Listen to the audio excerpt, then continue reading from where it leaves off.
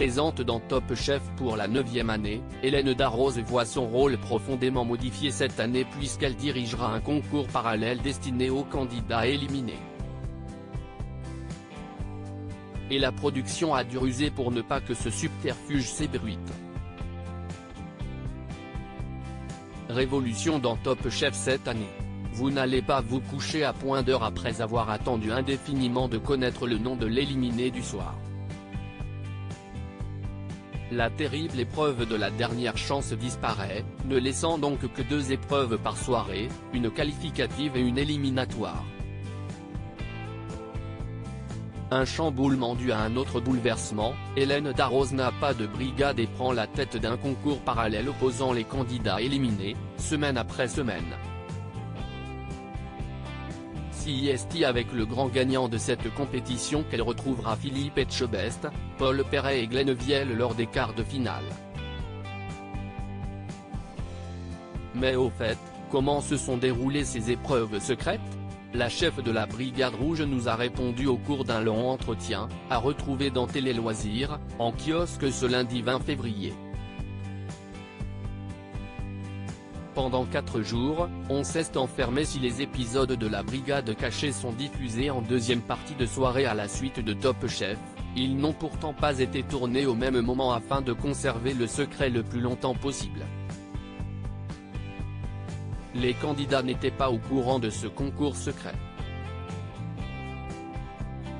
Il ne fallait pas qu'ils le soient, sinon ça ne marchait pas. On avait peur qu'il y ait des fuites si on tournait cela dans la foulée, nous a expliqué Hélène Darroze. On a donc enregistré tout à la fin, juste avant les quarts de finale. Pendant 4 jours, on s'est enfermé et on a tourné les épreuves les unes après les autres avec une équipe technique très resserrée de 25 personnes au lieu d'une centaine habituellement, poursuit la chef de 55 ans. Les candidats sont tombés des nues quant aux candidats, ils n'ont rien vu venir. Pendant le tournage de Top Chef, une candidate m'a dit que les autres participants étaient déçus que je ne sois pas là et qu'ils pensaient qu'il y avait un piège. En découvrant qu'il n'y en avait pas, ils étaient tristes. Ils ne se sont pas du tout doutés.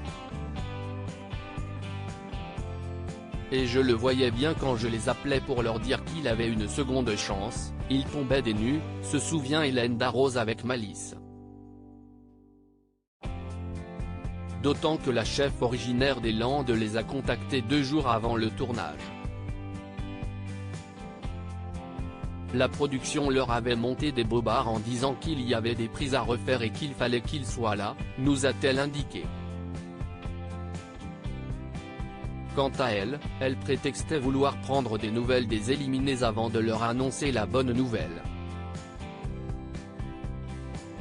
Un vrai ascenseur émotionnel qui promet une saison tout aussi exceptionnelle. Retrouvez notre interview d'Hélène Darroze dans le N° 1930 de Télé Loisirs, en kiosque ce lundi 20 février. Télé Loisirs, numéro 1930, en kiosque ce lundi 20 février 2023. Télé Loisirs à lire aussi Top Chef 2023, découvrez les candidats de la saison 14.